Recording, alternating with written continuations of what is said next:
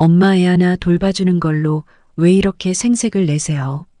소일거리도 없으신데 애라도 돌봐주셔야죠. 구독자 여러분은 사랑스런 손자가 생긴다면 아무리 멀더라도 냉큼 달려가 애 봐주고 싶으시던가요? 할머니가 되면 손자 정도는 무조건 봐줄 수 있지라고 생각하시나요? 요즘 주변에 제 지인들을 둘러보면 하나같이 아기를 돌보며 저당 잡힌 노후를 보내시는 분들이 많습니다. 물론 자식의 자식이라고 좋은 마음으로 시작하지만 그 결말과 부작용은 다 오롯이 노후를 준비해야 하는 우리가 부담해야 합니다. 오늘은 75세 대구 달성시장에서 야채 장사를 하셨던 김덕자 할머니의 사연을 소개해 드릴까 합니다. 구독, 좋아요 부탁드립니다. 김덕자 할머니는 어린 시절 가난한 환경에서 자랐지요. 기억을 더듬어 보면 시골 장터에서 야채를 팔며 세 자식을 키우던 시절이 떠오릅니다. 그때는 정말 힘들었지. 장사도 쉽지 않고 애들 키우는 것도 만만치 않았더라고 하더군요. 뭐 그 시절이야 다들 아이들을 어렵게 키웠더라지요. 하지만 집에 관심 없는 남편을 두고서 자식을 키우는 일은 생각보다 더 힘들었답니다. 큰아들이 아프면 병원에 데려가야 하고 둘째 딸이 학교에서 문제를 일으키면 그에 대한 걱정도 컸지요.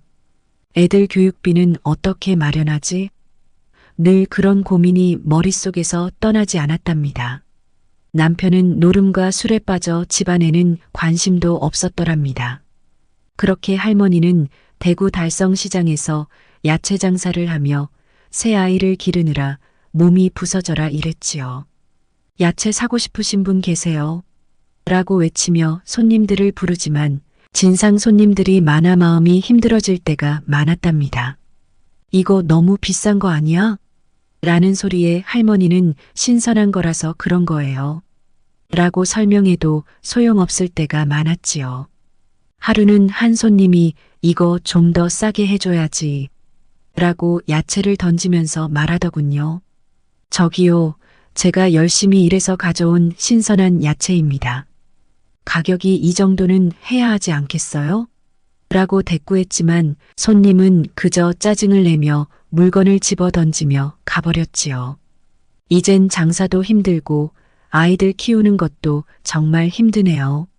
할머니는 그렇게 생각하며 자식들을 힘들게 길러냈더랍니다. 가끔씩 자식들이 엄마 장사 잘 돼? 라고 걱정하면 할머니는 그럭저럭 잘 되고 있어. 라고 대답했지만 속으로는 내일 내야 할 수학여행비에 걱정이 가득했답니다. 그렇게 힘들게 키운 자식들이 다 장성하게 자라 이제는 결혼도 했다지요. 김덕자 할머니는 이제 손주 녀석만 보면 소원이 없겠더랍니다. 그러던 중 김덕자 할머니는 최근에 결혼한 딸 영희가 힘들게 시험관 수술을 통해서 손자 민준이를 낳았다는 소식을 듣고 너무나 기뻤답니다. 영희가 결혼 후 아기를 갖기를 원했지만 여러 가지 어려움이 있었던 거지요. 엄마, 오늘은 병원에 가야 해. 민준이 시험관 수술 때문에요. 할머니는 여보게 힘내라. 할머니가 민준이 태어나면 잘 돌봐줄게. 라고 위로했지만 속으로는 걱정이 가득했답니다. 그렇게 어렵게 태어난 민준이는 할머니에게 큰 기쁨이었어요. 민준아, 할머니가 여기 있어. 라고 부르며 아기를 안아보니 그동안의 힘든 기억들이 잠시 잊혀지더군요. 하지만 영희는 복직을 하느라 아기를 돌볼 시간이 없었지요. 엄마, 제가 일을 해야 하니까 민준이 좀 부탁해요. 라는 영희의 부탁에 할머니는 알겠어. 내가 잘 돌봐줄게. 라고 대답했지만 마음 한켠에서는 부담이 느껴졌답니다. 김덕자 할머니는 이제 채소 장사를 접고 매주 수원으로 올라가서 손자 민준이를 돌보는 일에 전념하고 있었지요. 이젠 장사도 할 수 없고 민준이만 바라보는 삶이 되었군요. 라고 혼자 중얼거리곤 했답니다. 할머니는 대구에서 고생하며 기른 채소들을 팔던 시절이 그립기도 했지만 어쩔 수 없는 선택이었지요. 이 또한 자식을 위한 길이다 생각하셨답니다. 수원에 도착하면 영희는 항상 바쁘게 움직이고 있었어요. 엄마, 민준이가 또 울어요. 라고 외치며 할머니에게 아기를 내밀었지요. 할머니는 아이고, 이 녀석은 왜 이렇게 우는 거야? 라며 아기를 안고 달래보려 했지만 민준이는 한참을 울어대기만 했답니다. 엄마가 나가서 일하니까 민준이가 심심한가 봐. 할머니는 그렇게 생각하며 아기를 품에 안고 조용한 방 안에서 흔들어 주었지요. 하지만 할머니의 몸은 점점 지쳐갔지요. 이렇게 힘들게 아기를 돌보는 게 맞는 건가?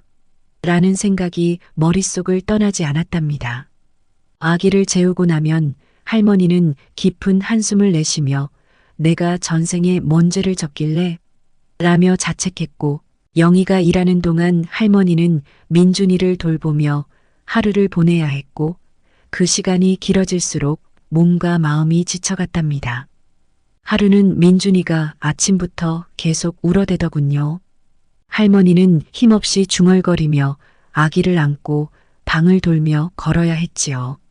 그렇게 몇 시간 동안 애를 쓰고 나니 할머니의 팔이 아파오고 숨이 가빠졌답니다. 하루는 영희가 퇴근하고 돌아오자마자 엄마, 민준이 왜 이렇게 울어? 라고 대뜸 물어보더군요. 할머니는 아기가 배고픈 것 같아. 내가 우유 먹였는데 또 울면 어떡하냐?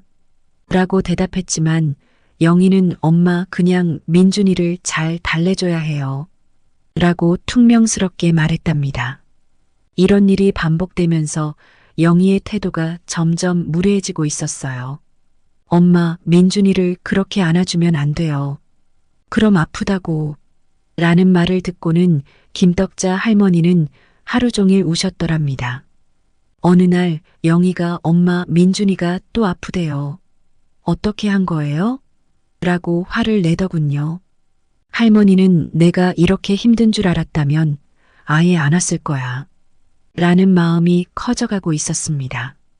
결국 할머니는 이제 더 이상 힘들어서 손자를 못 보겠다고 선언해야겠다. 라는 결심을 하게 되었어요. 하루는 영희가 엄마 민준이 기저귀 좀 갈아줘요. 라고 외쳤고 할머니는 내가 방금 갈아줬잖아. 라고 대답했어요. 그러자 영희는 그럼 또 울겠지. 라고 반응했지요. 할머니는 불만이 점점 쌓여갔어요. 나 이제 그만하고 싶어. 라고 털어놓으니 영희는 엄마 왜요? 라고 말했답니다. 할머니는 내가 이렇게 힘들 줄 몰랐어. 아기를 돌보는 게 이렇게 힘든 줄은이라고 대답했답니다. 영희가 엄마 민준이를 좀 더 잘 돌봐주세요. 아기를 돌보는 건 부모로서 당연한 거예요. 라고 말했더랍니다. 그렇지만 나도 내 인생이 있어. 이렇게 계속 할 수는 없다. 라고 대답했지요. 엄마 너무해요. 어렸을 때 가난하게 살아와 남들 하는 거 다 하지도 못하고 살았어요. 라는 영희의 목소리에 할머니의 마음은 아프게 찔렸답니다. 그 이야기를 듣고 김덕자 할머니는 이제 정말 그만두고 싶다. 라는 결심을 굳히게 됐답니다. 내가 아기를 사랑해서 돌봤지만 이렇게까지 비참하게 무시당할 줄 모르셨던 것이죠. 할머니는 민준이를 바라보며 눈물을 흘렸지만 이제는 나도 내가 원하는 삶을 살아야겠어요. 라는 생각이 할머니의 마음속에 자리 잡았답니다. 이제 할머니는 아기를 돌보는 건 내 일이 아니야. 라는 마음을 품고 민준이를 바라보며 다시 한번 결심을 하게 됐답니다. 그 길로 바로 KTX 열차 티켓을 끊고 동대구역으로 왔습니다. 그렇게 된 할머니는 자식들과의 연락을 점점 끊어갔어요. 이젠 내가 아기를 돌보지 않아도 되겠지. 그런 마음으로 하루하루를 보내다 보니 어느새 영희의 전화도 받지 않게 되었지요. 민준이 어떻게 지내고 있나? 라는 생각이 들 때마다 할머니는 내가 그렇게 힘들게 도와줬는데 연락도 없고라며 스스로를 위로했답니다. 그렇게 김덕자 할머니는 이제는 자식과의 연락도 끊고 혼자서 지내는 삶에 익숙해져 가고 있답니다. 그래, 나도 이제는 나 자신을 위해 살아야지. 할머니는 홀로 지내는 삶에서 작은 위안을 찾으려 애쓰고 있었지요.